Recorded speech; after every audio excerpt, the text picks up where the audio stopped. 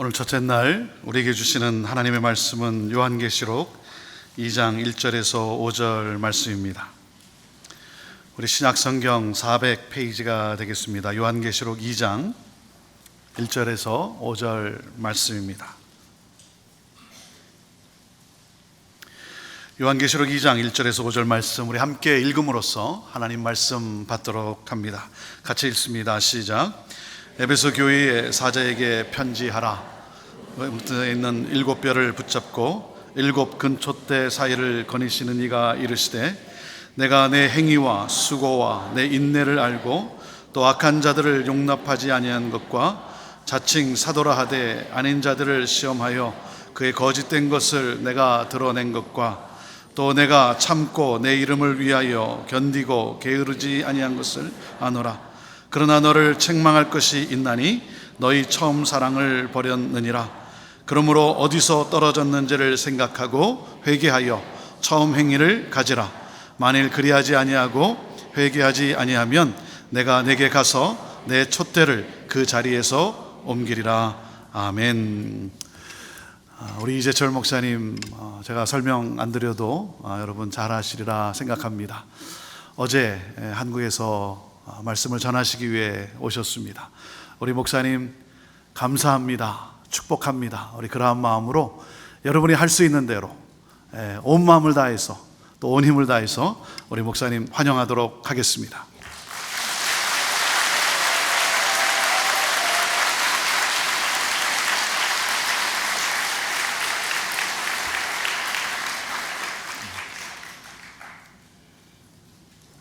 먼저 여러분께 세 가지 질문을 올려드리겠습니다. 첫 번째 질문입니다. 여러분은 왜 교회에 다니십니까? 여러분이 교회에 다니시는 궁극적인 목적이 지금 현재 무엇입니까? 오래전에 남과주에 있는 한 대형 교회가 특별 새벽 기도회를 개최하면서 대형 플래카드를 내세웠는데 그 플래카드에 쓰여진 특별 새벽 기도회의 슬로건 내용이 이랬습니다. 부모의 새벽 기도, 자녀의 평생 축복, 자녀의 새벽 기도, 부모의 노후 대책, 아내의 새벽 기도, 남편의 영적 성공,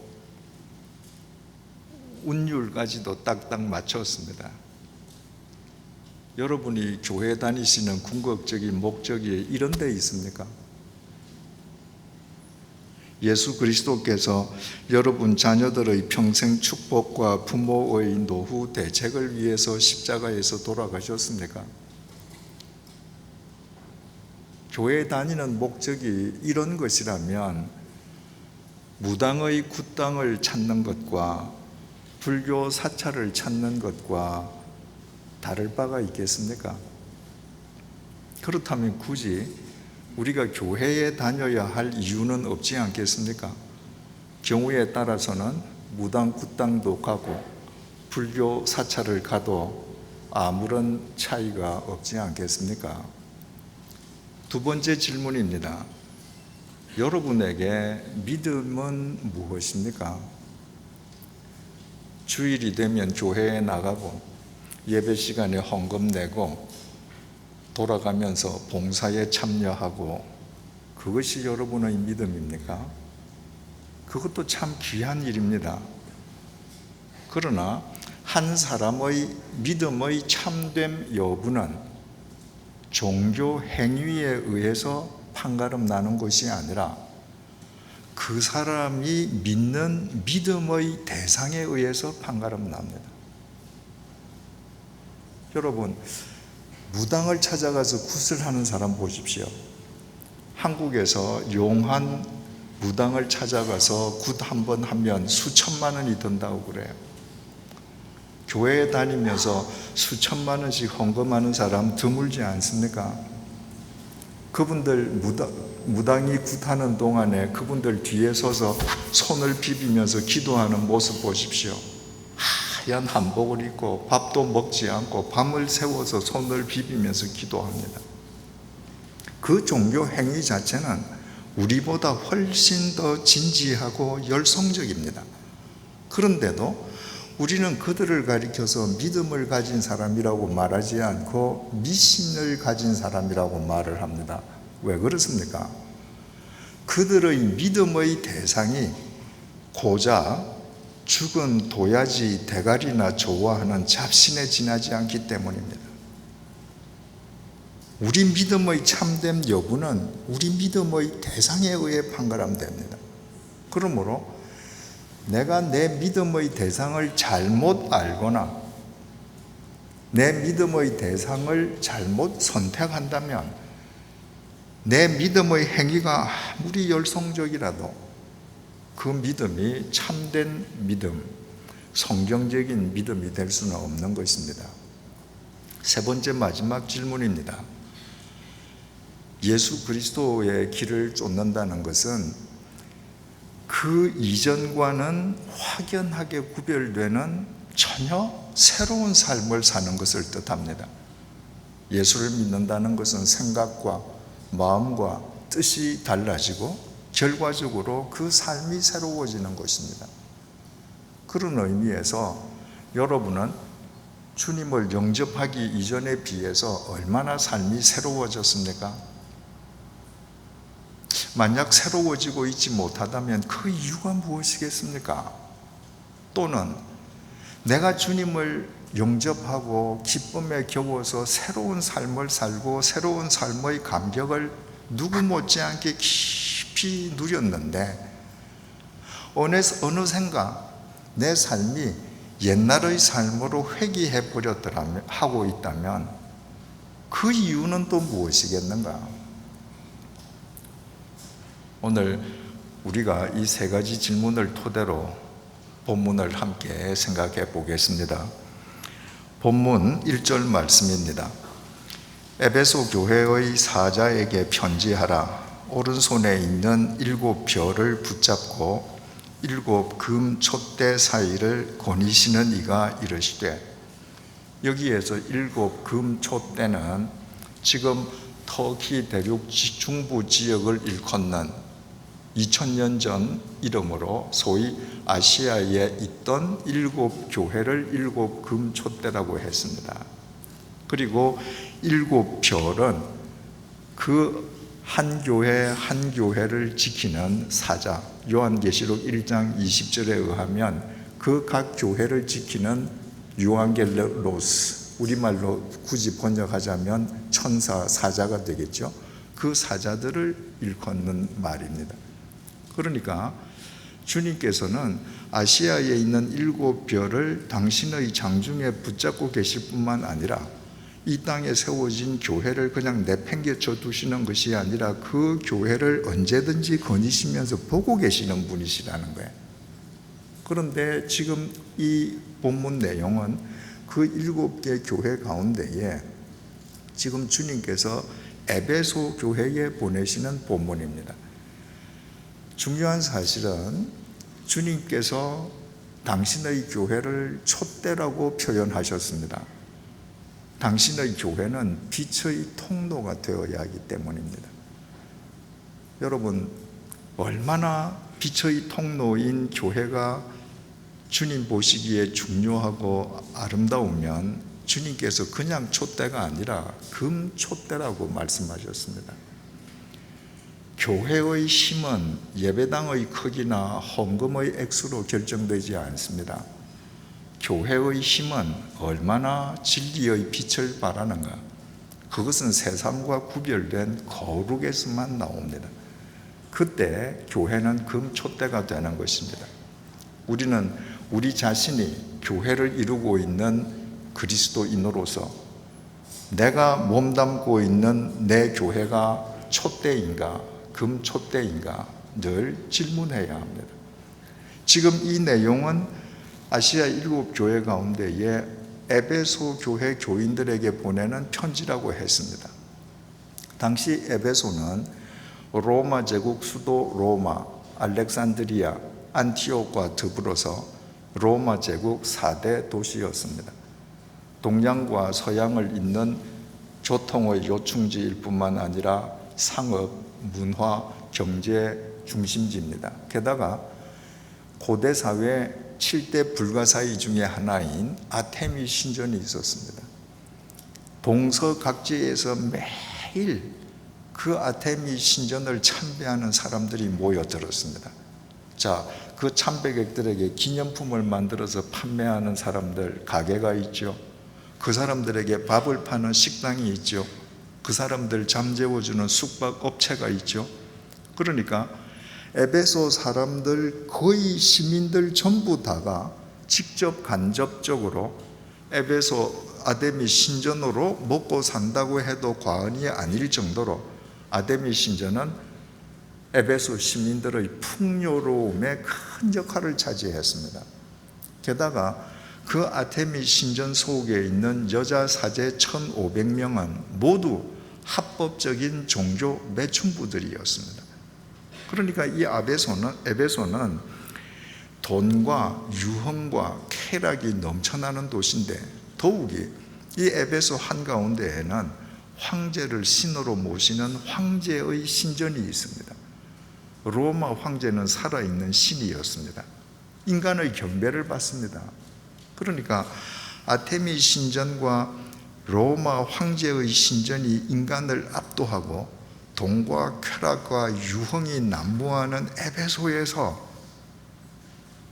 황제와 우상의 길이 아니라 예수의 길을 쫓는 그리스도인이라고 하면 얼마나 숭고한 사람들입니까? 그 숭고한 사람들에게 주님께서 말씀하시면서 2절, 3절을 통해 이렇게 말씀하십니다. 내가 네 행위와 수고와 네 인내를 알고에 주목합시다. 또 악한 자들을 용납하지 아니한 것과 자칭 사도라 하되 아닌 자들을 시험하여 그의 거짓된 것을 내가 드러낸 것과 또 내가 참고 내 이름을 위하여 견디고 게으르지 아니한 것을 아노라. 안다는 동사가 2번 나왔습니다. 우리나라 말 성경에는 우리나라 말 어순상 안다는 동사가 중간에 그리고 뒤에 나옵니다. 헬라어 원전상으로는 안다는 동사가 제일 먼저 나옵니다. 내가 안다. 누가? 주님께서 아신다는 거예요. 이 안다는 동사가 헬라 말로 에이도라고 기록이 되어 있습니다. 에이도는 to see, 본다는 말입니다. 내가 본다. 여러분, 주님께서 오늘도 내가 무엇을 하든 나의 일거수일투족을 다 보고 계시고 알고 계신다는 것만 여러분들이 잊지 않으시면 여러분들은 평생 성숙한 그리스도인으로 살 수 있습니다. 사람들이 이걸 잊어버립니다. 그분은 시공을 초월하십니다. 오늘도 우리 일거수일투족 다 보셨습니다. 주님께서 에베소 교회 그 교인들을 다 보시고 알고 계십니다. 무엇을 아시는가? 첫째로 그들의 행위를 아십니다. 헬라 말로 에르곤이라고 기록되어 있습니다. 이 에르곤이라는 말은 어떤 한 개별적인 행동을 의미하는 것이 아니라 전반적인 삶 전체를 말합니다. 에베소 교회 교인 너희들이 황제의 길과 우상의 길을 쫓지 않고 그 어려움 속에서도 생명과 진리의 길을 쫓은 너희들의 삶 전체 그 전반을 내가 다 보고 알고 있다. 2번째로 수고를 한다. 코포스. 이 수고는 반드시 손과 발이 동원된 노동을 통한 수고를 의미합니다. 그냥 우리는 조금만 뭘 해도 수고했다 이렇게 얘기하지 않습니까? 손과 발이 동원된 노동이 아니고는 코포스가 아닙니다. 주님께서 갈릴리 해변을 거니시다가 베드로와 안드레 형제를 보시고 얘들아 나를 따라오라. 내가 너희들을 사람을 낚는 어부가 되게 하겠다라고 마태복음 4장 19절에 기록이 되어 있습니다. 사람을 낚는 어부가 되게 하겠다는 것은 내가 너희들을 이제부터 전도자 삼겠다, 내 제자 삼겠다, 사도의 삶을 살게 해주겠다, 이 말 아닙니까? 근데 그 전도자, 사도, 당신의 제자를 주님께서 사람을 낚는 어부라고 표현하셨는데 그것은 명백한 오역입니다. 헬라어 원문상 주님께서는 그렇게 말씀하시지 않았습니다. 사람을 낚는 어부 하면 누가 무엇을 낚든지 무언가를 낚는 사람은 낚는 이유가 자기의 유익을 위함이에요. 여러분, 전도자가, 목사가, 예수의 제자가 사람을 낚는 사람이 되면 그건 자기 유익을 위해서 낚는 거예요. 교인이 많아지면 내가 유익을 보는 겁니다. 내가 전도 많이 하면 내가 뭔가 덕을 보는 거예요. 그게 사람을 낚는 사람입니다. 주님께서는 그렇게 말씀하시지 않았습니다. 헬라어 원문에는 낚는 이라는 형용사가 없습니다. 주님께서는 알레에이스 안드로폰이라고 얘기하셨습니다. 내가 너희들을 사람의 어부로 만들 거야, 이렇게 말씀하셨습니다. 사람을 낚는 어부는 자기 유익을 위해서 사람을 낚지만 사람의 어부가 되는 건 그 사람의 유익을 위해서 어부가 되는 거예요. 여러분, 철학은 머리로 할 수 있습니다. 설교는 입으로 공기를 진동시켜서 할 수 있습니다. 어부는요, 머리 끝부터 발끝까지 온 전신의 세포를 움직이지 않으면 어부는 그물을 끌어올릴 수 없습니다. 안드레와 베드로에게 내가 지금 너희들을 전도자로 만드는데 지금부터 너희들은 사람의 어부가 되어야 돼. 지금부터 너희들은 머리 끝부터 발끝까지 누군가 사람들을 위해서 너희들을 세포를 다 사용하는 사람들이 되어야 돼. 그게 전도자고 그리스도인이에요. 그 수고를 에베소 교인들이 했고 주님께서 그거 다 보셨다는 거예요. 말로 하는지, 지시만 하는지, 앞에서만 하는지, 아니면 누가 보든 보지 않든 사람의 업으로 자기의 전신을, 손과 발을 사람 섬기는 도구로 쓰는지 주님께서 다 보셨다는 것입니다. 세 번째, 너의 인내를 보셨다는 것입니다. 인내라고 하는 것은 아래 하는 전치사 휘포와 머문다는 뜻의 모네가 합쳐진 합성어입니다. 인내는 어디 아래에 머무는 겁니다. 여러분, 그리스도인들은 하나님의 언약의 말씀을 믿는 사람들 아닙니까? 그런데 하나님의 언약은 반드시 성취가 되기까지 그 중간에 인간의 인내가 필요합니다. 왜냐하면 하나님의 약속은, 하나님의 언약은 현찰이 아닙니다.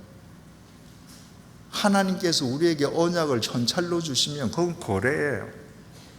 내가 필요할 때 하나님께 기도하고 현찰 받아가면 됩니다. 하나님의 모든 언약은 약속 어음입니다. 그 언약은, 그 약속 어음이 떨어지는 기일이 있습니다. 그 기일은 내가 정하는 거 아니에요. 하나님이 정하시는 거예요. 그 약속 어음이 떨어지는 기일이 도래할 때까지 나는 인내해야 합니다. 그게 믿음이에요. 그 인내하는 동안에 나 몸에 배어있는 불필요한 근육이 없어지고 진리의 근육이, 생명의 호흡이 깊어지고 믿음의 사람으로 변모되어 가는 것입니다. 그러면 어떻게 인내하냐? 우리는 언약을 믿는 사람이기 때문에 그 언약이 성취되기까지 그 말씀 밑에 거하면 그 말씀이 나를 끌어가는 거예요. 나를 견인해 가는 겁니다. 그 말씀이 나를 가다듬어주고 빚어주시는 겁니다. 그래서 인내하는 것입니다.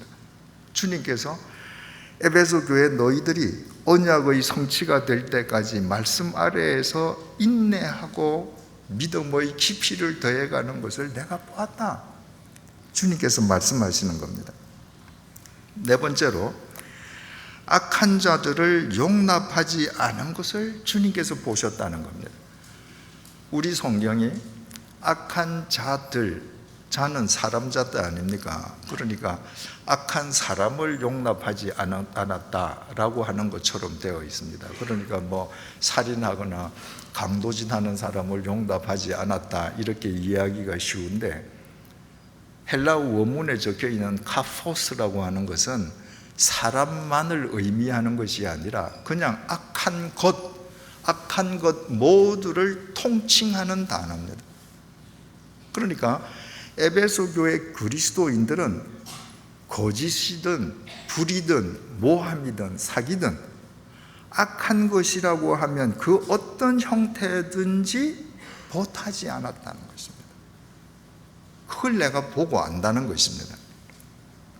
다섯 번째로, 자칭 사도라 하되 아닌 자들을 시험하여 그의 거짓된 것을 내가 드러낸 것과, 그걸 또 주님께서 보고 아셨다는 거예요.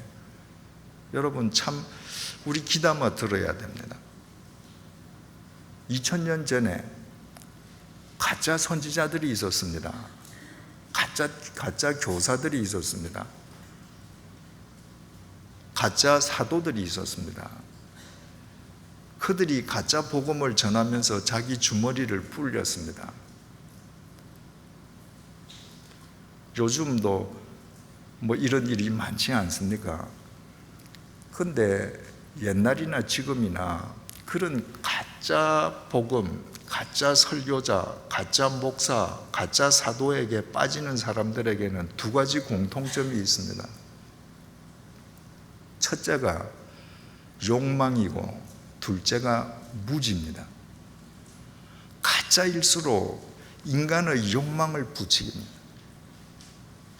자기 말만 들으면 내가 욕망하는 것이 어떻게든 이루어질 것처럼 욕망을 부추깁니다. 욕망에 사로잡힌 만큼 말씀에 대해서는 무지해요. 말씀에 대해서 스스로 자립하려 하지 않습니다. 그러니까 말씀에 대한 분별력이 없는 겁니다. 그런데 2000년 전에 가짜 선지자들이 이 교회 저 교회를 다니면서 가짜 복음을 터뜨리고 귀에 듣기 좋은 사탕발림을 이야기하면서 자기 주머니를 불리는데, 에베소 교인들은 하나님의 말씀으로 무장해서 저 사람들이 가짜를 전한다는 것을 분별해내었다는 것입니다. 얼마나 위대한 교인들입니까? 그런 교인들이 있으면 이단이나 가짜가 발붙일 곳이 있겠습니까? 주님께서 그거 보고 아신다는 거예요. 여섯 번째로, 너희들이 참은 것을 내가 안다. 아까 인내, 그 단어하고 똑같습니다. 히포모네. 이 하나님의 언약 아래에서 인내하는 것이 얼마나 중요한지 주님께서 내가 너희들 신앙생활 하는 거 구체적으로 안다고 8가지를 말씀하셨는데, 그 8가지 가운데에 딱 인내, 요 한 가지만 두 단어를 연거푸 사용하셨습니다.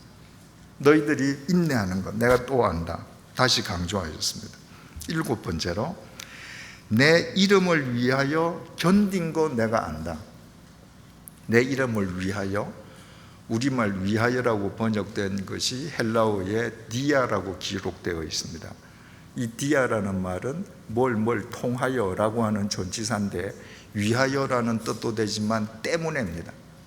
예수 이름 때문에, 예수 이름 때문에 견뎠다 하는 이 동사는 바스타조, 감수한다는 것입니다.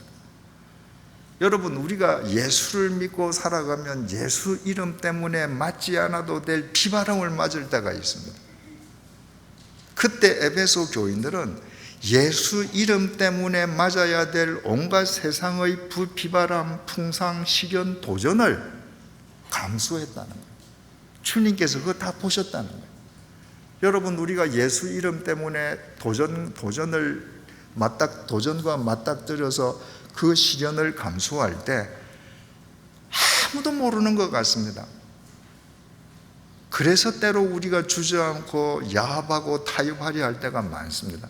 주님께서는 다 보고 계신다는 거예요. 네가 내 이름 때문에 네가 어떤 고통을 감수하는지 내가 다 안다는 거예요. 그 나 자신을 알고 계시는 주님을 생각함으로 우리는 이 세상의 어떤 도전도 뚫고 나갈 수 있는 거예요. 마지막으로 게으르지 아니한 것을 안다.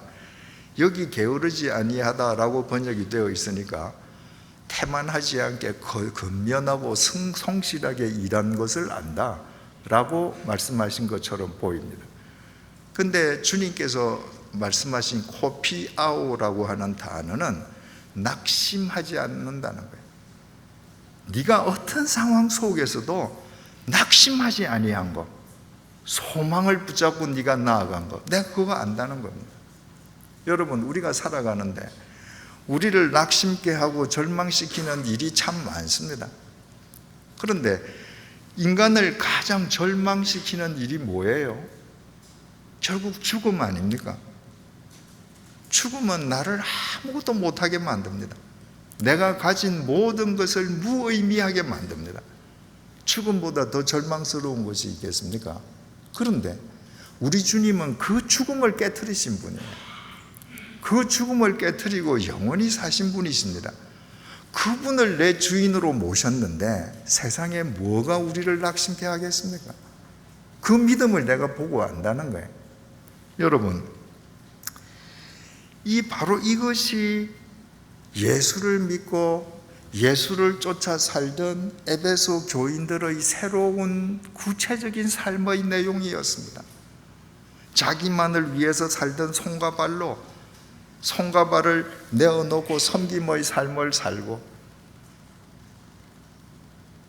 어떤 경우에도 하나님의 말씀 아래에 거하면서 인내하고, 말씀으로 거짓 선지자의 거짓됨을 분별해내고, 세상의 온갖 도전과 시련을 예수 이름 때문에 기꺼이 감수하고, 어떤 절망적인 상황 속에서도 낙심하지 않고 예수를 쫓는 새로운 삶. 여러분, 이것은 이 편안한 시애틀이나 서울에서 산 그리스도인들의 삶이 아닙니다. 그 우상의 도시, 황제의 도시, 예수를 믿으면 핍박당하는 그 유대인들이 장악한 도시에서 그리스도인들이 이런 삶을 살았던 것입니다. 얼마나 위대한 그리스도인들입니까? 그런데 4절에서 대반전이 일어납니다. 4절입니다. 그러나 너를 책망할 것이 있나니 너의 처음 사랑을 버렸느니라. 여기에서 처음 사랑이라고 하는 것은 방금 우리가 살폈던 2절, 3절에 언급되어 있는 새로운 삶, 그 놀라운 그리스도인의 삶을 살게끔 해주었던 동력인 처음 사랑을 잊었다는 거예요.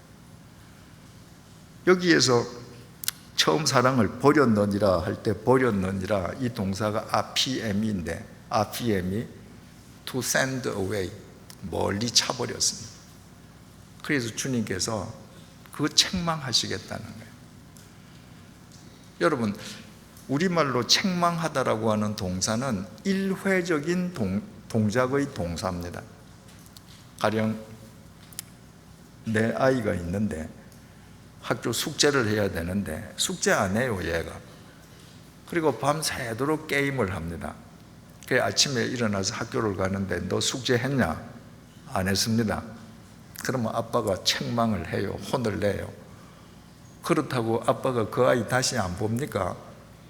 숙제 안 하고 학교 갔는데 학교 갔다 오면 여전히 갔다 왔니? 또 감싸줘요.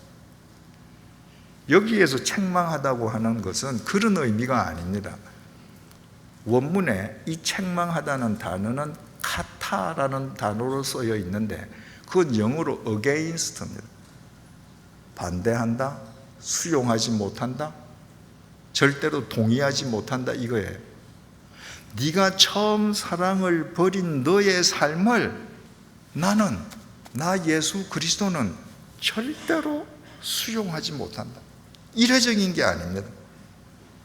네가 그렇게 살아가는 한 네 삶에 나는 동의할 수 없다, 수긍할 수 없다.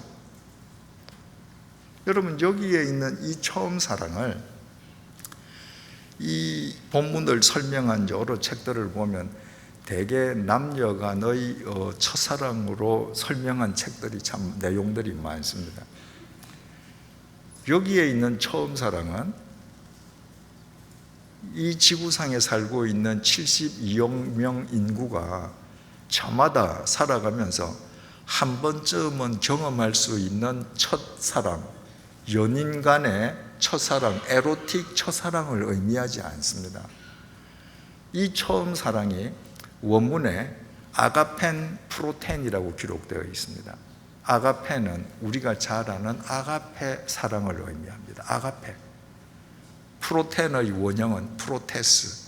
이것은 처음, 먼저라는 의미이기도 하지만 시간, 장소, 순서, 중요성에 있어서 무엇보다도 최상의 위치에 있는 것이라는 겁니다. 무엇과도 비교할 수 없다는 겁니다.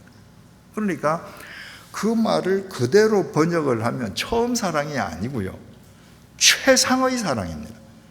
그 최상의 사랑을 성경의 콘텍스트에 더 맞게 번역을 하면 궁극의 사랑입니다. 에베소의 교인들이 그 궁극의 사랑을 얻음으로 그 궁극의 사랑을 힘입어서 아까 2절 3절에 언급되어 있는 것과 같은 새로운 삶을 살았습니다. 그런데 그 궁극의 사랑을 소멸함으로 결과적으로 새로운 삶 자체도 없어져 버린 거예요. 그와 같은 너 존재, 너의 삶을 하나님께서는 절대로 수긍하시지 않겠다, 받아들이시지 않겠다. 그러면 이 궁극적인 사랑, 주님께서 말씀하시는 이 궁극적인 사랑이 도대체 성경에서 어떻게 인간에게 주어졌는가? 우리가 한번 성경을 찾아볼 필요가, 확인해 볼 필요가 있습니다. 이스라엘 백성을 한번 생각해 보십시다. 이스라엘 백성이 400년 동안 이집트에서 노예살이 하지 않았습니까? 여러분, 우리가 일제에 36년을 식민 통치를 받았는데 실제로는 36년이 아니죠.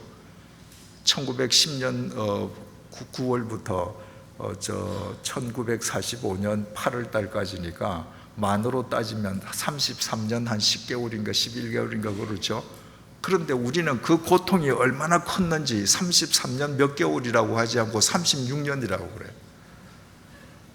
400년이면 여러분 어떻겠습니까? 상상이 되십니까? 이 성경에서 이집트의 400년 노예살이는 죽음과 죄의 소굴을 의미하지 않습니까? 거기에서 이 사람들이 해방을 얻습니다. 그 해방을 어떻게 얻습니까? 그들이 띠매고 구호를 외치고 칼 들고 투쟁을 해서 얻었습니까? 아니었습니다. 하나님께서 이스라엘 백성을 그 죄와 죽음의 노예살이 구렁텅이에서 빼내시기 위해서 모세를 보내셨습니다. 그리고 모세를 통해서 9번 재앙을 내리셨습니다. 이집트의 파라오가 이스라엘 백성을 해방시켜 줄 듯 하면서 9개의 재앙을 맞을 때까지 해방시켜 주지 않았습니다. 당연하지 않겠습니까? 당시에 남자 장정만 60만 명 아닙니까? 그 남자 장정은 가장이니까 적어도 아내가 있지 않습니까? 그 부부만 따지면 120만 명이죠. 그들에게 부모 한 분이 계시거나 아니면 자식들 중에 장성한 자식이 한 명이 딸려 살면 한 집에 3명만 따져도 일을 할 수 있는 노동력을 가진 사람이 180만 명 아닙니까?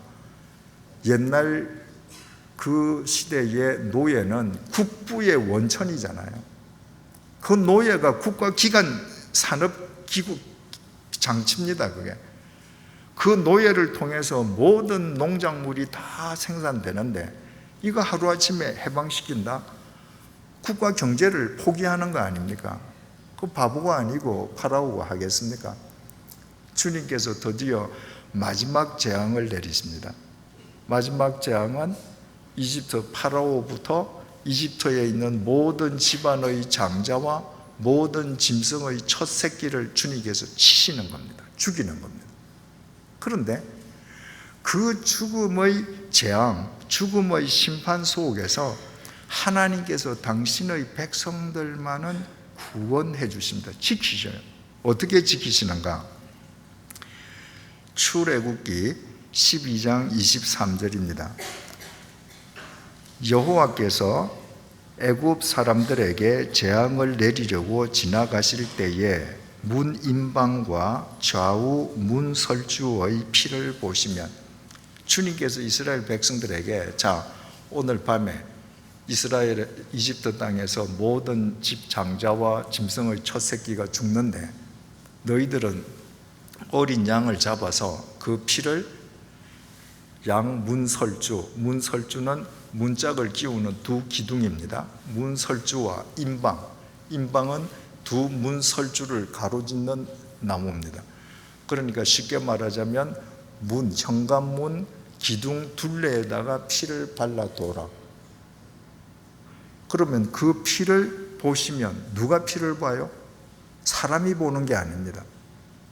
그 문틀에 발라져 있는 피를 하나님께서 보시면 여호와께서 그 문을 넘으시고 그 피를 보시면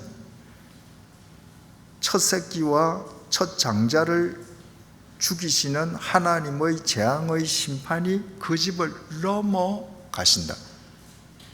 히브리 말로 파사흐입니다. 넘어간다. 영어로 번역하니까 pass over입니다. 그야말로 넘어가는 겁니다.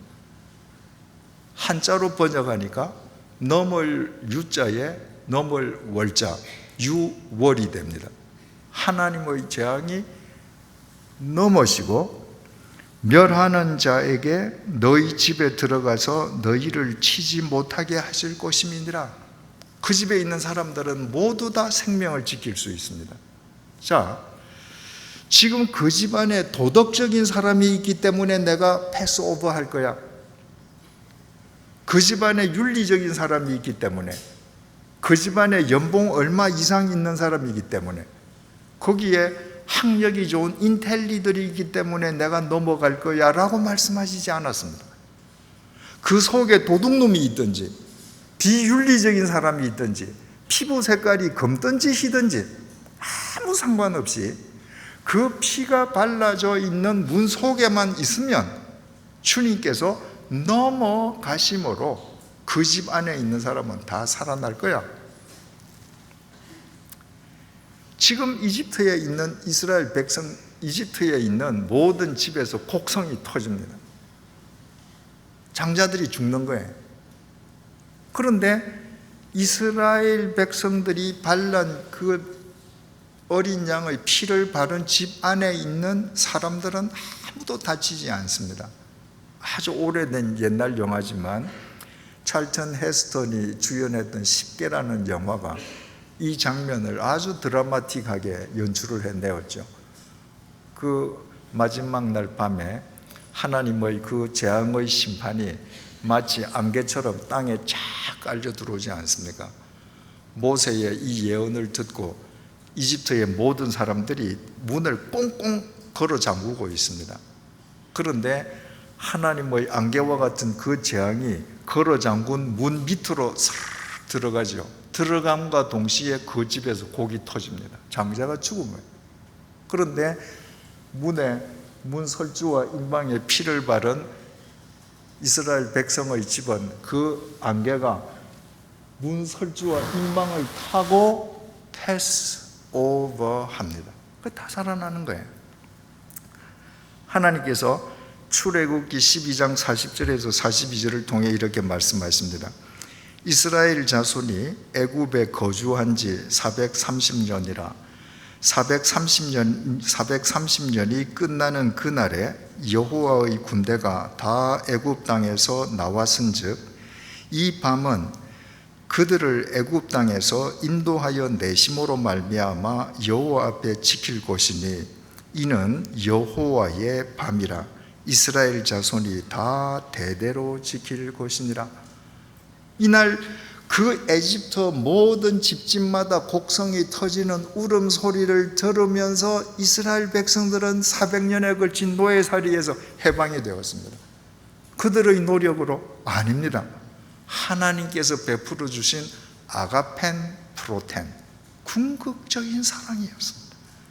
그 하나님의 사랑이 임하심으로 그들이 구원을 받아서 그 여호와의 밤, 그날을 그들이 영원히 기념하기 위해서 만든 절기가 유월절, 히브리 말로는 파사흐 동사에서 나와서 페사흐, 영어로는 패스 오브의 피자를 대문자로 피를 쓰면 유월절이 됩니다.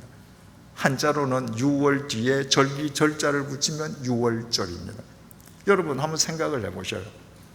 온 에집트 땅에 곡성이 가득 찼는데 그 곡성 소리를 들으면서 하나님께서 값없이 베풀어 주신 아가펜 프로텐으로 400년이 넘는 노예살이에서 그들이 해방이 될 때 그들이 그 사랑에 감격하면서 모두들 가나안을 향한 새로운 삶을 살리라고 결심하지 않았겠습니까? 그 새로운 삶의 동인이 그들에게 있는 것이 아니라 그들에게 베풀어 주신 하나님의 궁극의 사랑 때문에 그들은 새로운 삶을 살리라고 다 노래하면서 애굽에서 나왔습니다. 여러분, 우리가 다 이 사랑을 경험한 사람들입니다. 바울이 고린도에 편지를 쓰면서 고린도전서 2장 1절, 2절에서 이렇게 기록합니다. 형제들아, 내가 너희에게 나아가 하나님의 증거를 전할 때에 말과 지혜의 아름다운 것으로 아니하였나니.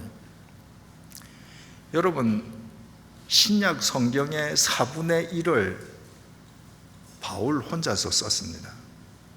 사복음서를 빼고 나면 신약 성경의 3분의 1을 바울이 썼습니다. 그 바울의 문장이 얼마나 수려하고 그의 논리가 얼마나 탁월한지 가히 바울을 가리켜 문의 귀재라고 해도 과언이 아닐 정도입니다. 근데 바울은 뭐라고 지금 얘기하는가? 나는 너희들에게 편지하고 내가 예수를 믿고 예수를 전할 때에 나는 한마디도 미사여구를 쓰지 않았다. 내 문장력을 뽐내려고 한 적이 없다. 내가 핵심을 둔 건 뭔가? 내가 너희 중에서 예수 그리스도와 그가 십자가에 못 박히신 것 외에는 아무것도 알지 아니하기로 작정하였습니다. 내가 수많은 글을 썼다 할지라도 그 핵심은 예수 그리스도와 예수 그리스도의 십자가 뿐이다. 왜 그게 복음의 핵심인가? 로마서 6장 23절입니다. 죄의 싹은 사망이요 하나님의 은사는 그리스도 예수 우리 주 안에 있는 영생이니라. 모든 죄인은 거룩하신 하나님 앞에서 다 죽어야 되지 않습니까? 그런데 예수 그리스도의 십자가가 우리에게 영원한 생명, 영원한 구원을 줬습니다. 어떻게 예수 그리스도의 십자가가 그 역할을 할 수 있었습니까? 여러분, 예수님을 가리켜서 유월절의 어린 양이라고 성경이 부릅니다. 유월절의 어린 양이 뭐죠? 하나님께서 말씀하셨습니다. 마지막 재앙을 내릴 때 어린 양을 잡아서 피를 문 임방과 좌우 설주에 발라둬라. 그러면 내가 피를 보면 그 집 문을 넘어가리라. 예수님이 바로 그 유월절의 어린 양이라는 거예요. 예수님께서 유월절의 어린 양으로 십자가에서 피를 흘리시고 고난을 당하셨습니다. 여러분, 많은 그리스도인들이 예수님을 구세주로 믿으면서 왜 우리 주 예수 그리스도께서는 공자님처럼 부처님처럼 좀 품위 있게 고상하게 돌아가시지는 못했을까 질문합니다. 예수님은 그렇게 돌아가실 수가 없었습니다.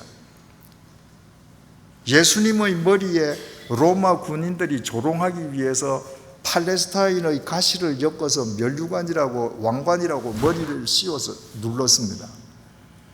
여러분, 팔레스타인 여행하시면서 팔레스타인 가시나무를 보신 분은 아시겠습니다만은 팔레스타인의 가시는 못보다 더 날카롭습니다.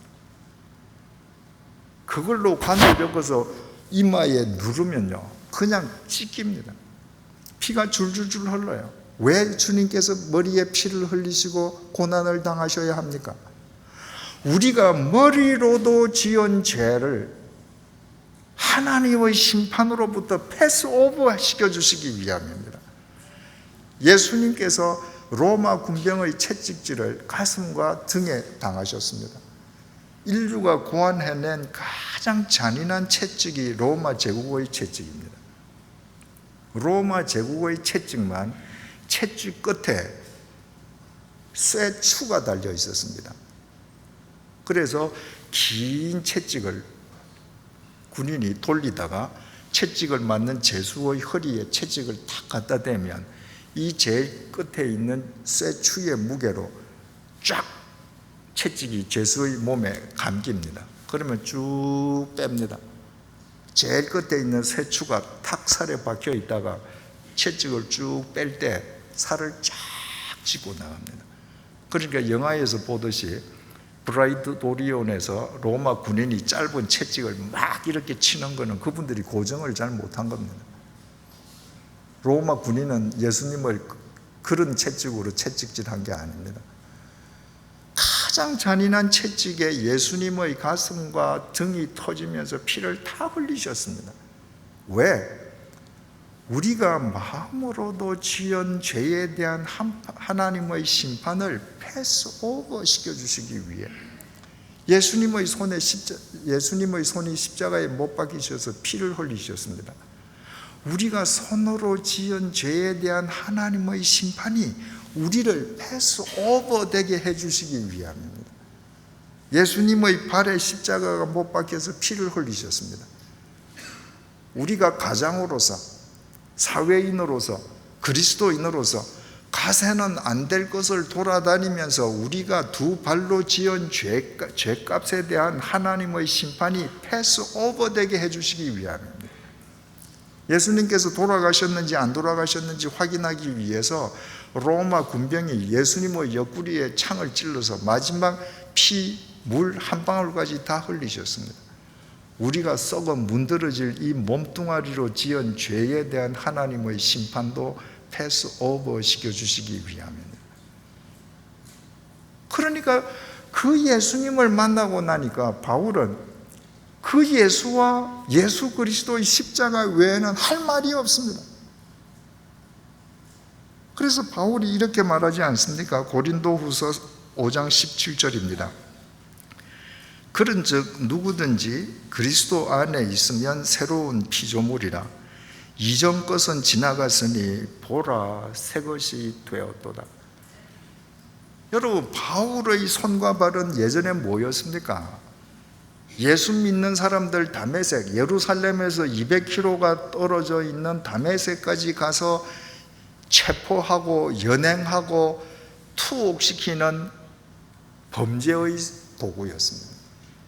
그 범죄의 도구가 하나님의 심판으로부터 패스오버 시켜주시는 예수 그리스도의 십자가, 어린 양의 보혈을 만나고 나니까 그 예수 그리스도의 십자가 안에서 새로운 피조물이 되었습니다. 죽음의 병기가 의의 병기가 된 거예요.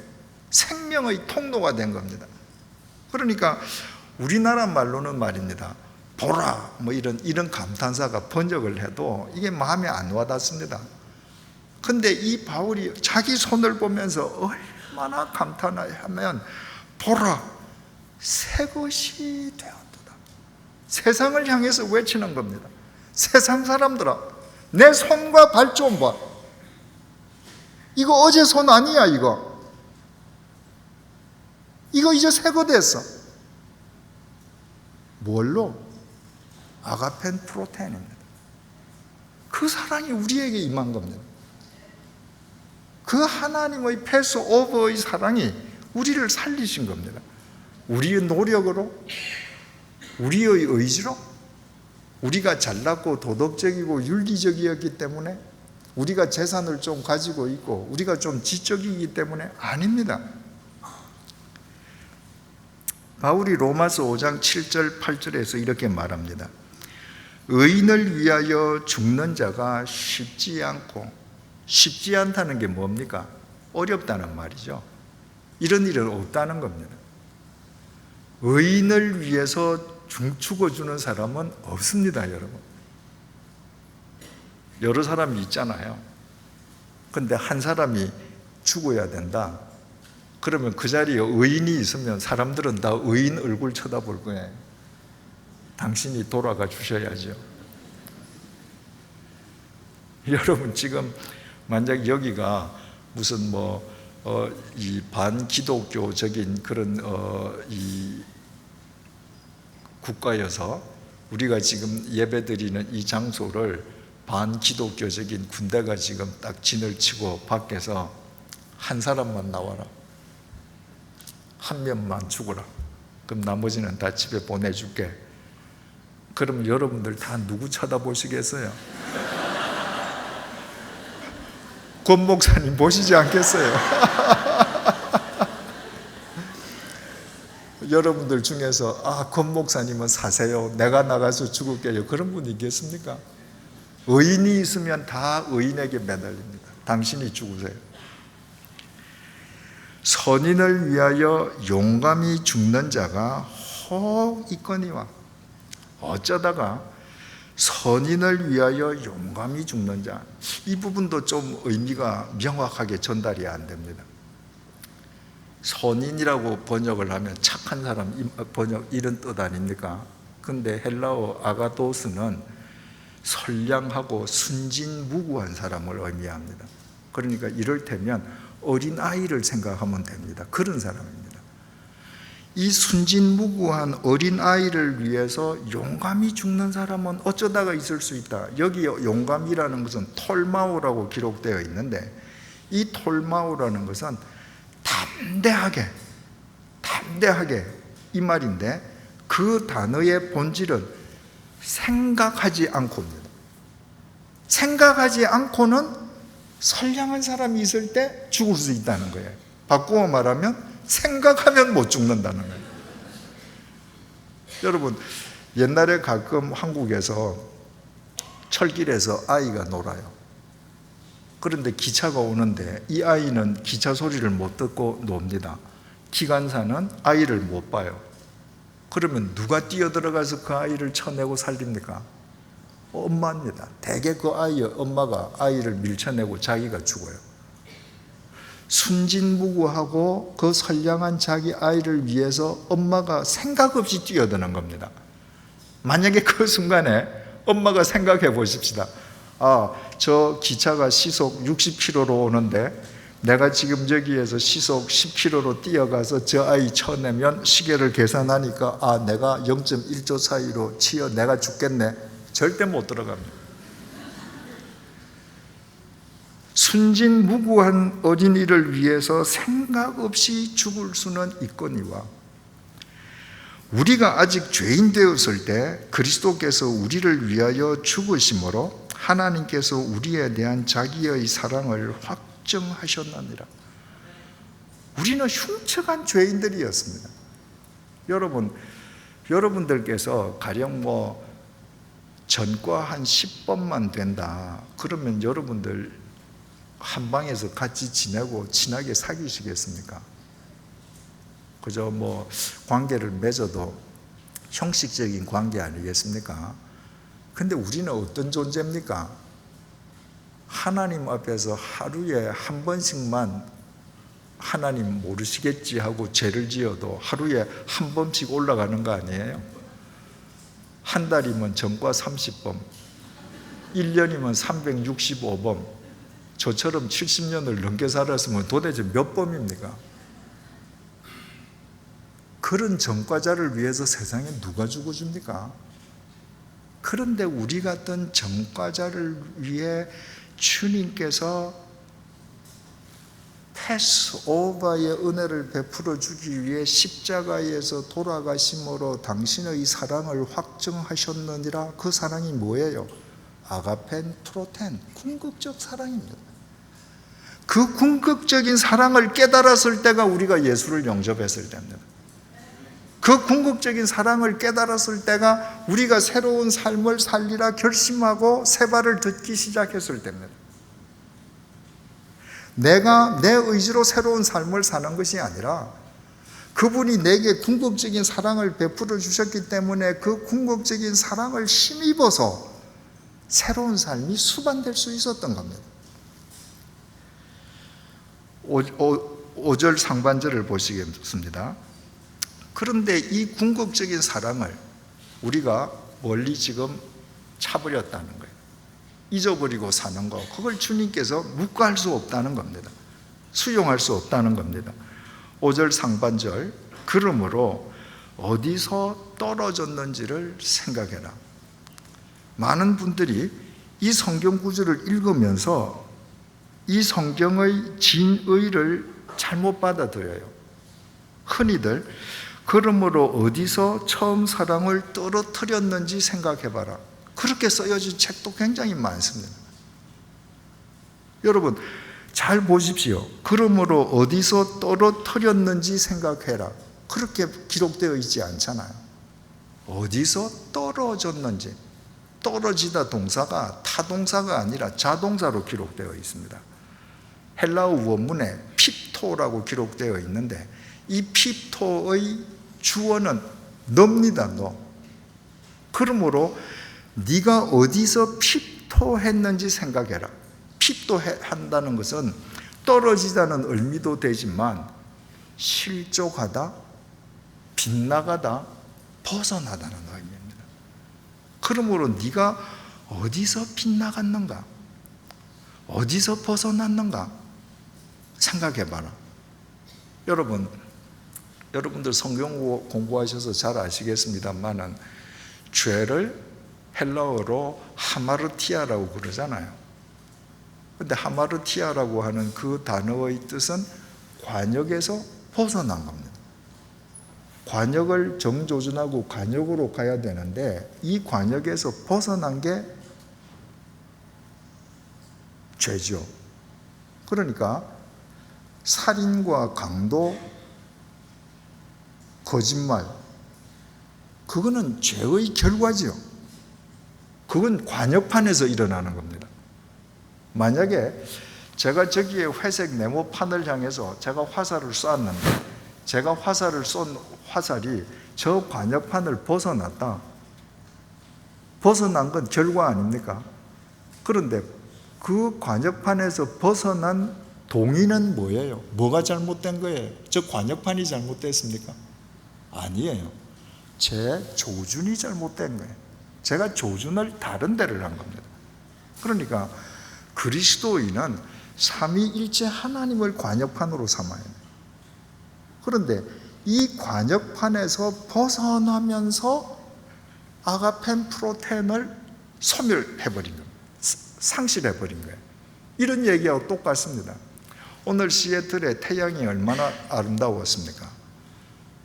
태양이 아름다우니까 창문을 통해서 따뜻한 햇볕과 밝은 빛과 따뜻한 열기가 창문을 통해서 들어오지 않았습니까? 그런데 그 창에다가 검은 암막을 쳐버립니다. 그럼 태양하고 관계가 단절되죠. 암막을 침과 동시에 태양의 열과 빛도 사라져버립니다. 내가 하나님을 관역판 삼지 않으면 이건 태양과 나 사이에 암막을 친 것과 똑같습니다. 하나님께로부터 내려오던 아가펜 프로텐이 없어져 버리는 거예요. 그 아가펜 프로텐이 없어지니까 그 아가펜 프로텐을 동력으로 살던 새로운 삶도 증발하는 것이죠. 그래서 네가 어디에서 하나님을 관역판으로 삼는 삶이 벗어났는지 생각해라. 생각하라고 하는 이 동사가 문에 모뉴오라고 기록되어 있는데 주의 깊고 면밀하게 관찰하고 들여다보라는 겁니다. 여러분 마태복음 6장 38절에도 예수님께서 생각하라는 말씀을 합니다.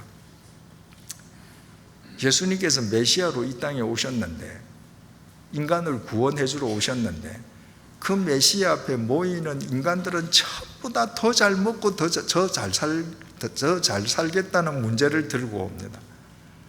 그래서 예수님께서 얘들아, 어떻게 너희들 나를 쫓으면서 먹고 사는 문제만 그렇게 따지냐? 들의 백합화를 한번 생각해 보아라. 쟤들이 수고하니? 길쌈하니? 그래도 솔로몬의 옷보다 아름답지 않니? 오늘 있다가 내일 아궁이에 던져지는 들풀도 하나님께서 저렇게 입히신다면 하물며 너희일까 보냐? 믿음이 작은 자들아, 생각 한번 해봐라. 그때는 카타만다노라는 동사를 쓰셨습니다. 그때의 카타만다노는 깊이를 강조하는 단어입니다. 깊이 한번 생각해봐라. 들풀을 입히시는 하나님이 너 굶기냐? 깊이 생각해봐라. 지금 여기에 프네모니오는 네가 그 하나님의 아가펜 프로텐 속에서 감격해서 살다가 언제 어느 과정에서 하나님의 관역파를 네 스스로 내팽개쳤는지 네 인생의 전반에 걸쳐서 면밀하게 되돌아보라. 이거는 길이를 강조하는 겁니다. 그러니까 우리가 우리 인생에 대해서 생각할 때 한편으로는 카타만다노 깊이, 또 한편으로는 길게 우리가 태어나서부터 지금까지 오는 동안에 하나님께서 어떻게 개입하셨는가 길게 생각해 보면 우리의 문제, 내가 지금 고민하는 모든 상황에 대한 답이 그 속에 실은 다 들어있는 거거든요. 그래서 주님께서 깊이 생각해 봐라.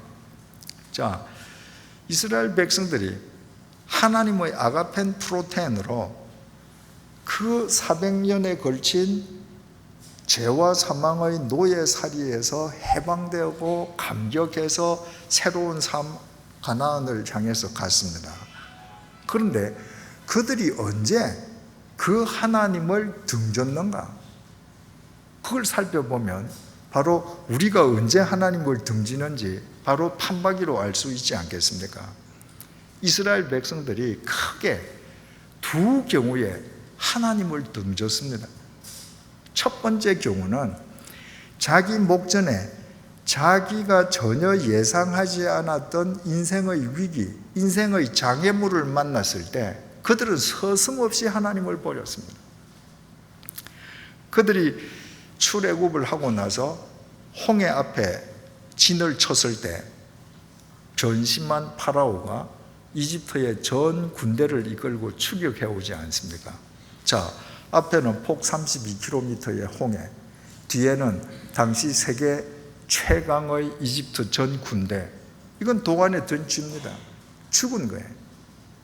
그때 이스라엘 백성들이 이렇게 원망합니다. 출애굽기 14장 11절에서 12절입니다.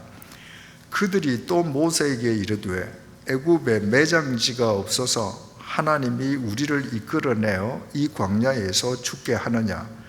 어찌하여 하나님이 우리를 애굽에서 이끌어내어 우리에게 이같이 하느냐? 우리가 애굽에서 당신에게 이른 말이 이것이 아니냐? 이르기를 우리를 내버려 두라. 우리가 애굽 사람을 섬길 것이라 하지 아니하더냐?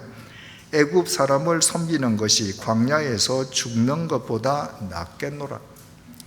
홍해라는 인생의 장애물 앞에서 이미 하나님은 그들의 삶 속에 자리 잡을 수 없었습니다. 하나님의 관역편으로 삼는 믿음의 삶에서 실족해버린 거예요.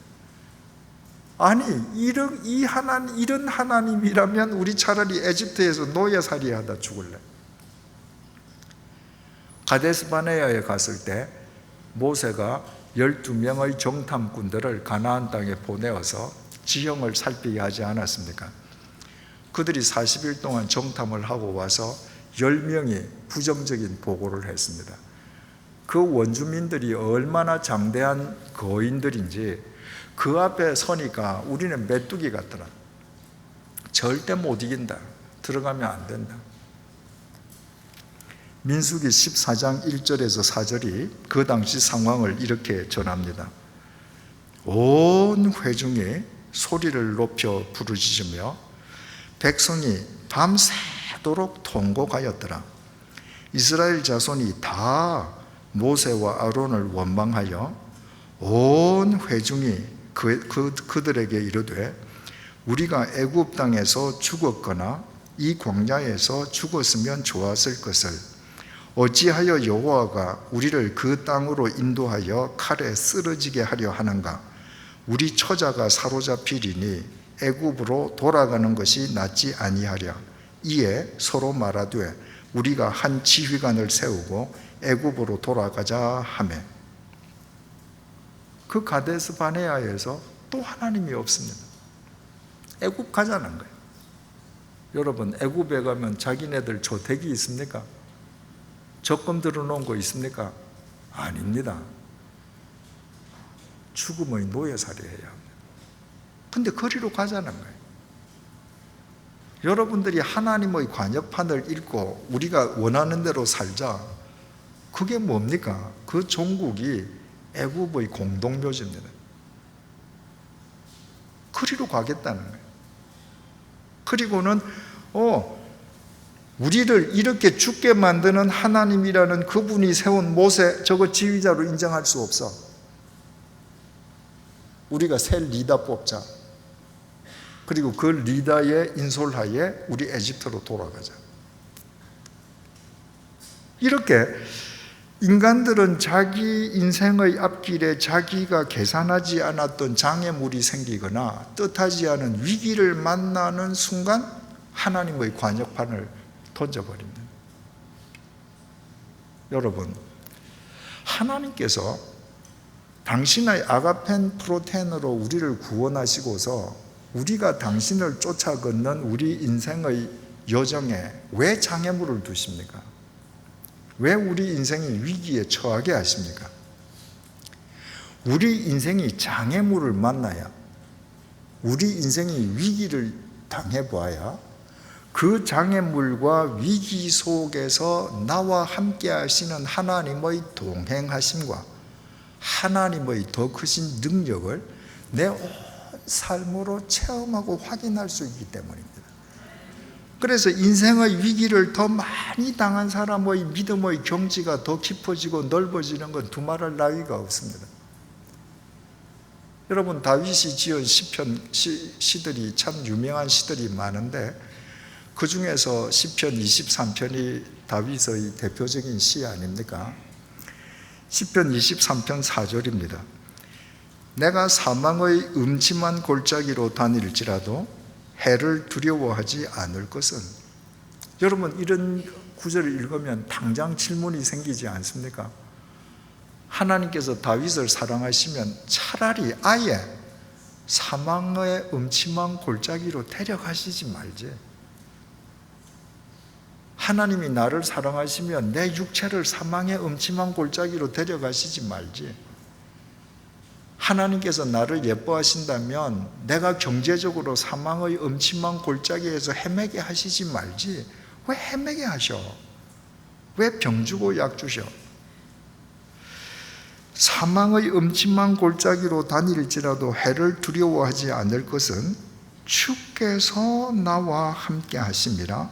주의 지팡이와 막대기가 나를 안위하시나이다.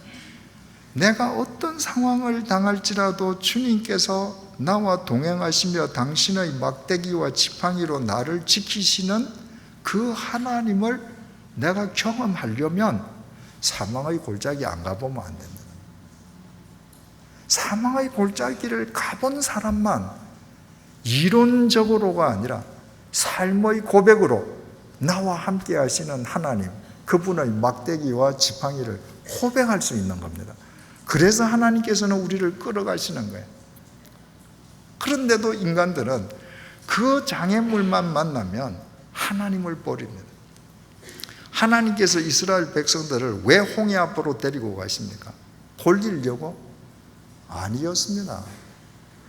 그 홍해야말로 이스라엘 백성들은 이집트의 군대가 세계에서 가장 강하다고 생각하지만 실은 그 폭 32km 되는 강을 가르시고 그 강에 그 이집트의 군대를 수장시키는 하나님의 능력을 이스라엘 백성들에게 확인시켜 주시는 은혜의 책임장으로는 홍해보다 더 좋은 장소가 없었던 것입니다.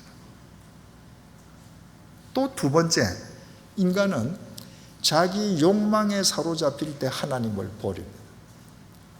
이스라엘 백성들이 출애굽하면서 나오면서 양식도 들고 나오고 가축도 들고 나왔는데 시간이 흐르면서 양식 다 떨어졌죠. 가지고 나온 가축 다 떨어졌죠. 먹을 것이 없어졌습니다.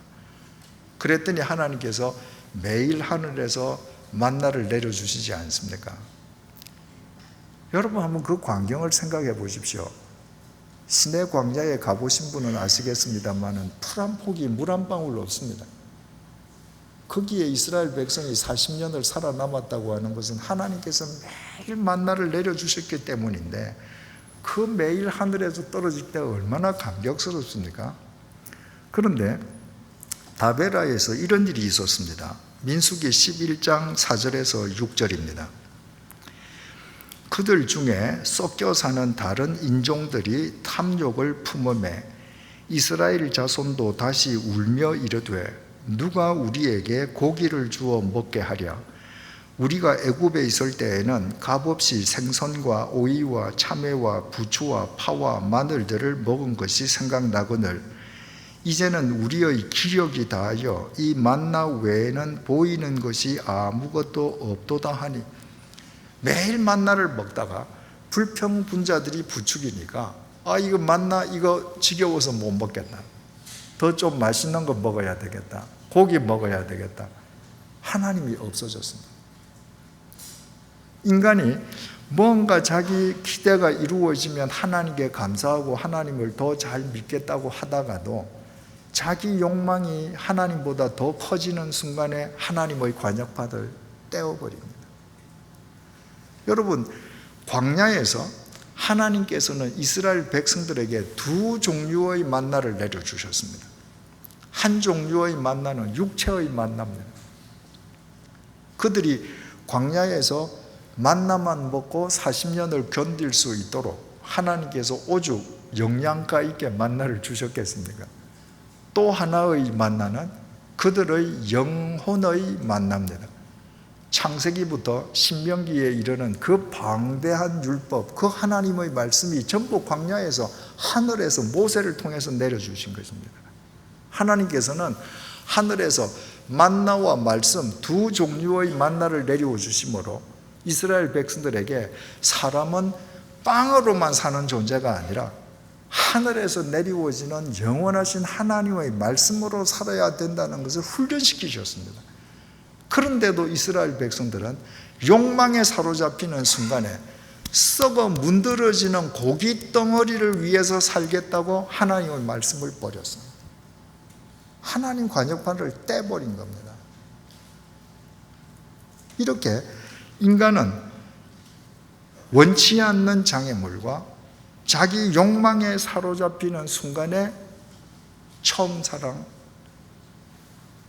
소멸해버립니다. 왜? 하나님의 관역파를 상실하니까 결과적으로 아가펜 프로테는 절로 소멸되어 버리는 것입니다. 여러분, 인간이 살아가면서 자기 스스로 원치 않는 장애물이나 욕망에 사로잡힐 때 하나님의 관역판을 떼어버린다라고 하는 것은 바꾸어 말하면 인간 자신이 하나님이 되어버리기 때문입니다. 성경에 교만하다는 단어가 PCO라고 기록이 되어 있는데 그 원래 뜻은 부풀리다는 뜻입니다. 인간은 자기 자신을 자기 있는 자기보다 부풀려요. 자기를 더 크게 여기고 자기가 앉아야 될 자리보다 더 높게 앉습니다. 자기가 있어야 될 자리는 피조물의 자리인데 하나님을 믿고 감격해서 따르다가 어느 순간이 되면 자기가 PCO, 자기를 부풀려서 하나님의 자리에 올라갑니다. 아까 이스라엘 백성 보세요. 하나님이 어찌하여 우리를 이리로 인도하는가? 내가 하나님이라면 절대로 이리로 인도 안 할 텐데, 그러니까 차라리 에집트로 돌아가자. 저 하나님은 나보다 못하네.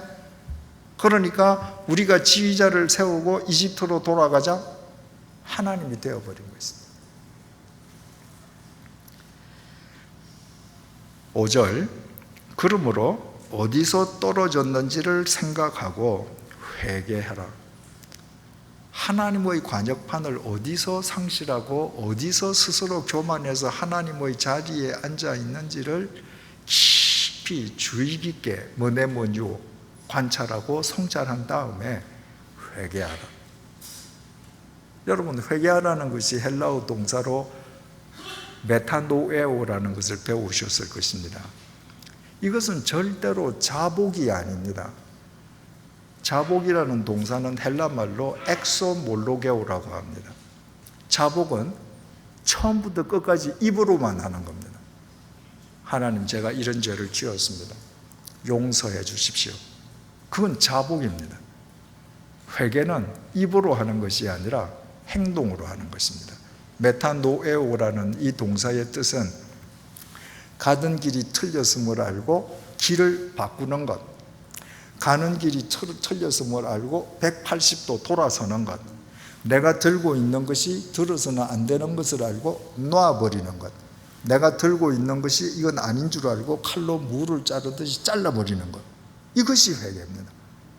그러니까 자복이 회개의 시작일 수는 있지만 자복이 회개의 완결일 수는 없습니다.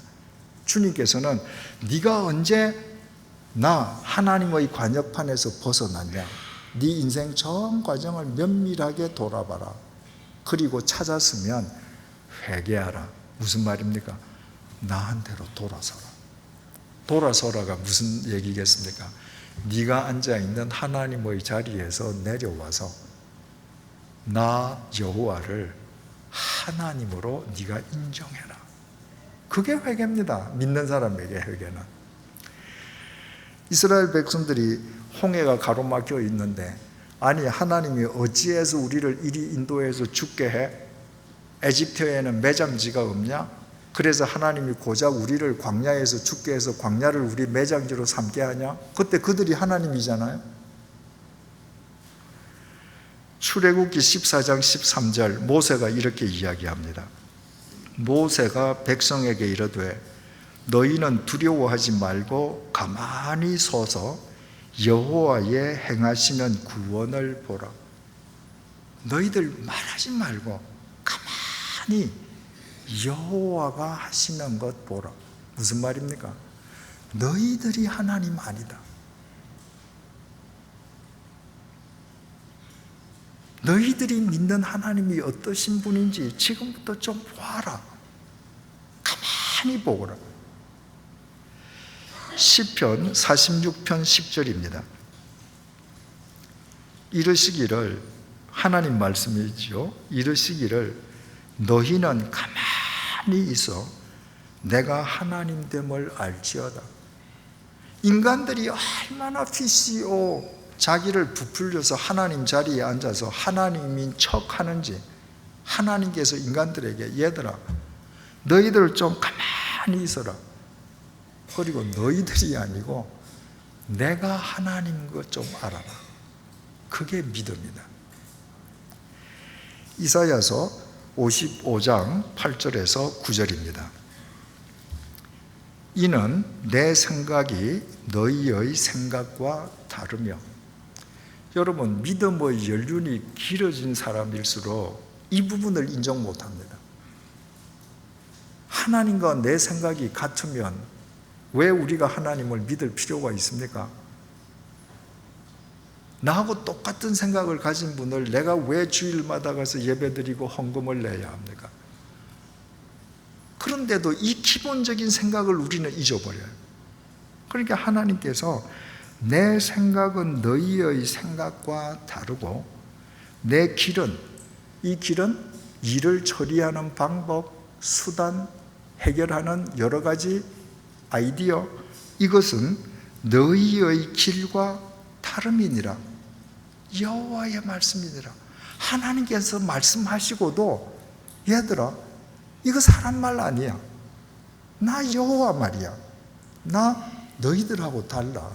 이거 좀 들어. 그리고 이렇게 계속하십니다.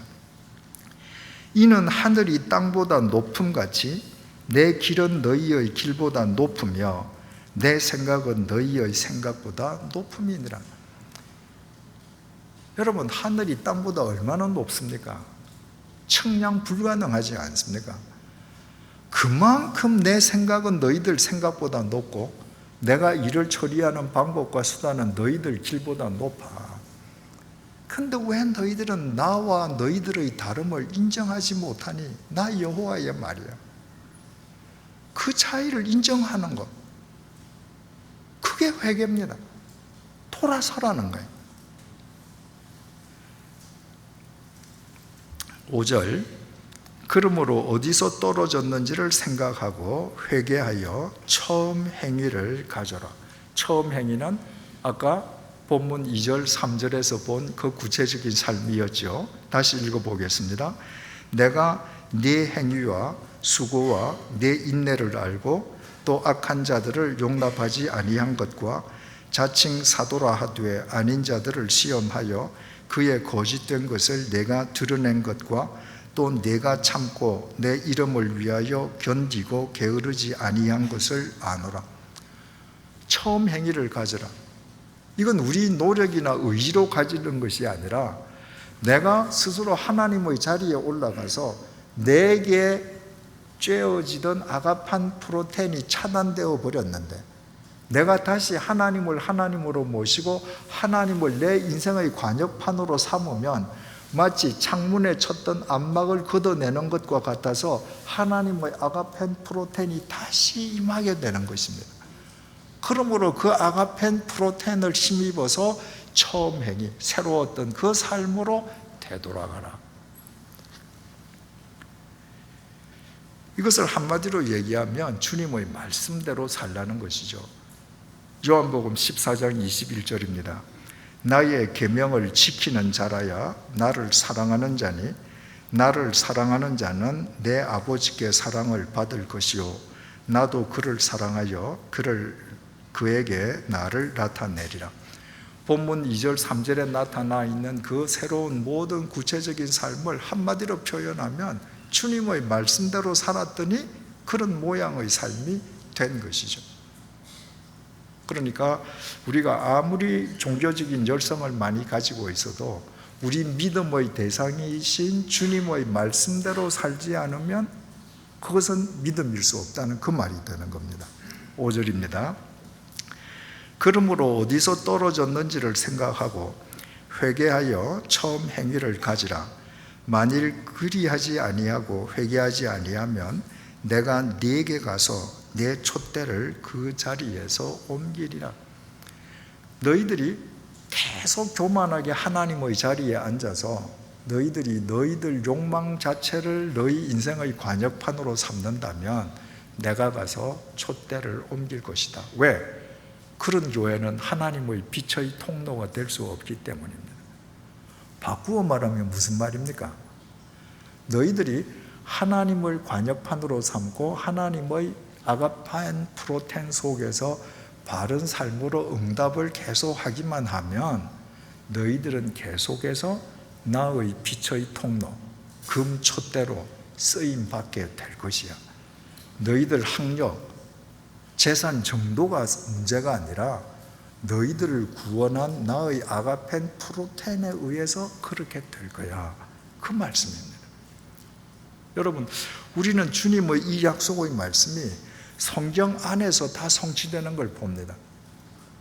성경에 루시라는 모압 여인이 있지 않습니까? 이스라엘 사람들은 이방 사람들을 짐승보다도 못한 존재로 여기지 않았습니까?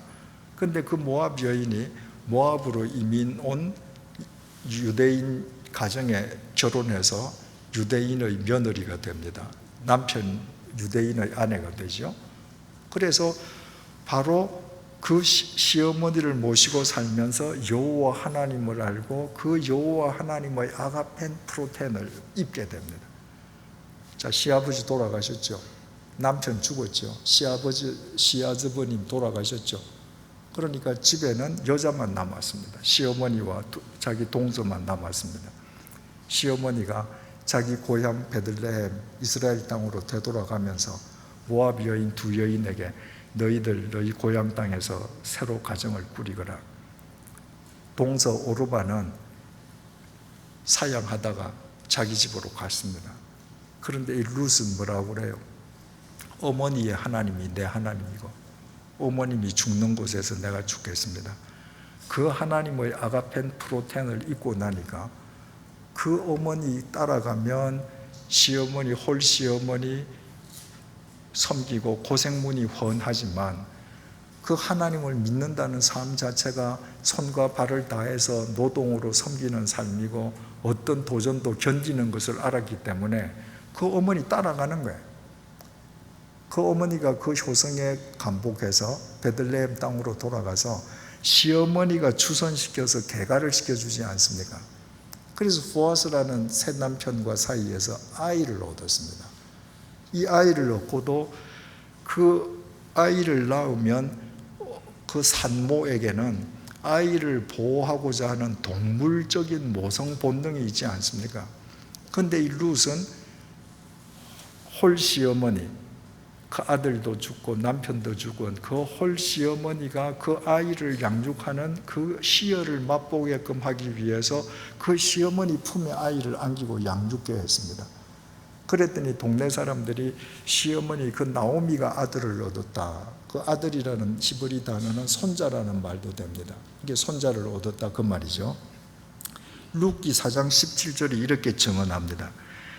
그의 이웃 여인들이 그에게 이름을 지어주되 나오미에게 아들이 태어났다 하여 그의 이름을 오벳이라 하였는데 그는 다윗의 아버지인 이새의 아버지였더라.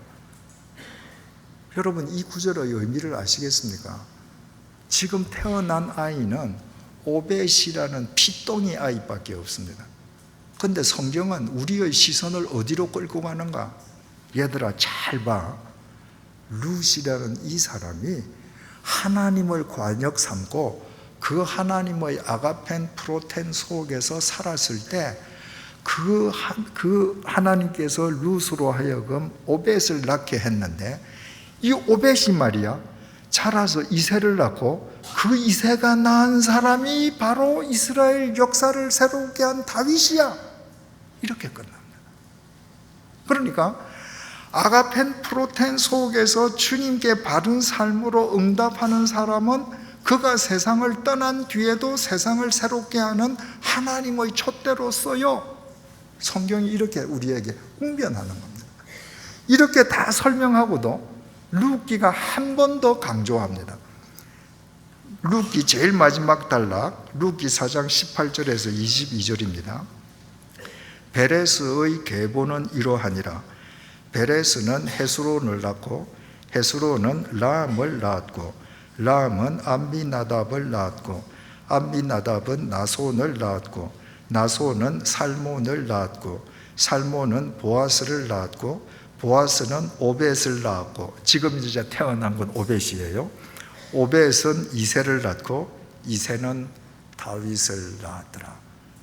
다윗에 의해 이스라엘 역사의 지평이 새로워졌는데 지금 오벳이 티덩이 오벳을 보여주면서 새로워지는 이스라엘 지평을 지금 보여주는 것입니다.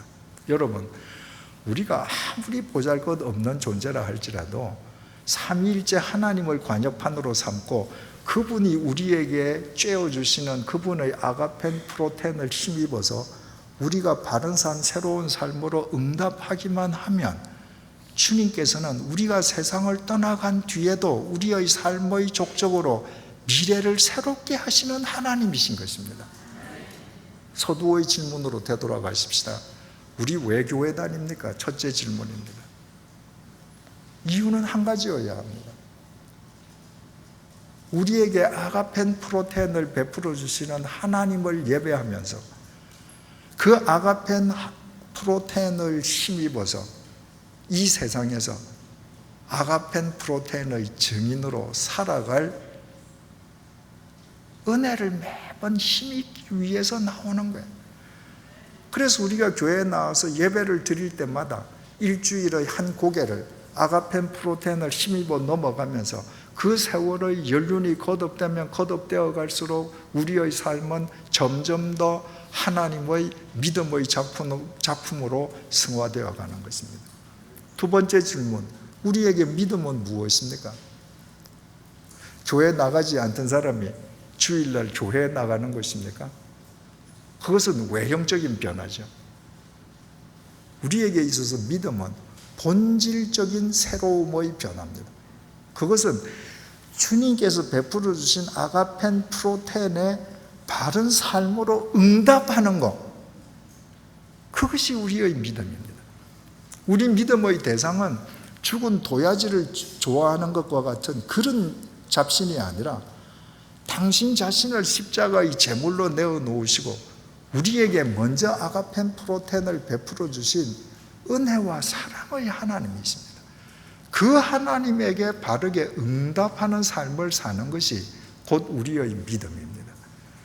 믿음을 헬라말로 피스티스라고 하는데, 피스티스는 신실이라는 의미와 입증이라는 의미를 동시에 갖고 있습니다. 헬라말에는 믿음과 신실이 구별되는 단어가 없습니다. 그래서 여러분들이 성경을 읽으시면서 믿음이라는 단어가 나올 때 신실로 바꿔서 읽으시면 그 의미를 정확하게 아실 수 있습니다. 이를테면 믿고 구하는 것은 다 받으리라. 그래서 여러분들 기도하고 믿고 구했으니 다 주세요 그러잖아요. 그게 아니고 신실하고 구하면 다 받으리라. 신실한 사람은 헛것을 구하지 않습니다. 신실한 사람은 바르게 살기 위해서 기도합니다. 그런 기도는 언제든지 주님께서 응답해 주신다는 것입니다. 거기에 피스티스는 입증입니다. 내 믿음은 내가 입증하는 겁니다. 내 삶으로 입증하는 겁니다. 미신을 믿는 사람은 죽은 도야지 대가리에 손을 비비면서 자기 믿음을 입증합니다. 내 믿음은 미신이라고. 우리의 믿음은 아가펜 프로텐의 새로워진 바른 삶으로 응답하는 것으로 내 자신이 입증해야 되는 것입니다. 마지막 질문. 내가 주님을 믿으면서 새로운 삶을 살지 못한다면 그 이유는 뭔가?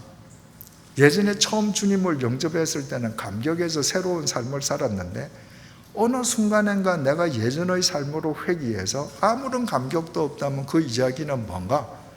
내가 내 자신을 PCO해서 내가 하나님이 되었기 때문입니다. 내 상황에 매사 일이 생길 때마다 어찌하여 당신이 이렇게 하시느냐? 어찌하여 나를 이렇게 괴롭히시나요? 내가 하나님이 되어 있는 겁니다. 여러분, 우리가 언제 하나님의 자리에 앉았는지 우리 지난 인생의 전 여정을 면밀하게 들여다보고 하나님을 향해 돌아서십시다. 하나님을 하나님으로 모십시다. 하나님을 내 인생의 관역편으로 이제 변함없이 삼으십시다. 그때부터 차단되었던 그분의 아가펜 프로텐이 다시 내게 임하게 될 것이고 그 아가펜 프로텐을 힘입어 우리는 전혀 새로운 삶을 살게 될 것입니다. 그때 우리가 떠난 뒤에도 우리의 삶의 족적을 다가올 미래를 새롭게 하는 당신의 금촛대로 주님께서 사용하실 것이라는 것은 생각하는 것만으로도 가슴이 벅차지 않습니까? 기도하시겠습니다.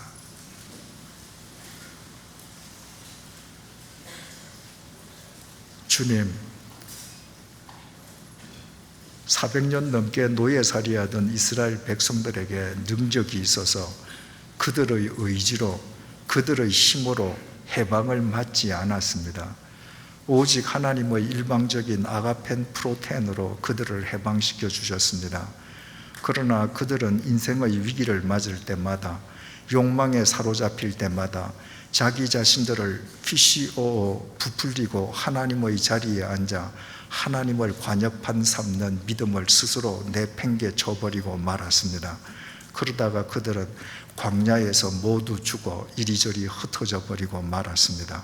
주님, 우리에게도 동일한 아가펜 프로텐을 베풀어 주시고 그 아가펜 프로텐을 힘입어 새로운 삶을 사는 감격도 주셨던 것 참 감사합니다. 그러나 되돌아보면 어느 순간인가 우리 자신이 하나님의 자리에 앉아 스스로 하나님이 되어 하나님의 관역판을 떼어버리고 살아왔던 우리의 어리석음을 이제 보게 해주시는 것 정말 감사합니다. 주님, 우리의 이 무지를 용서해 주시기를 간구합니다. 이제 우리 두 팔을 벌리고 하나님을 향해 돌아섭니다. 이제부터 하나님을 온전히 하나님으로 모시고 하나님과 우리의 다름을 인정하고 삼위일체 하나님을 우리 인생의 관역판으로 삼는 믿음의 행군을 변함없이 나아가게 해 주시기를 간구합니다.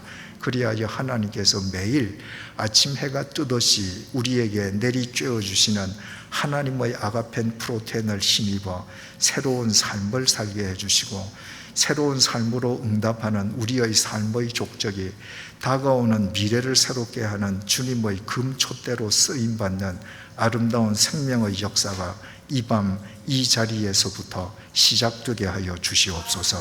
예수님의 이름으로 기도드립니다. 아멘.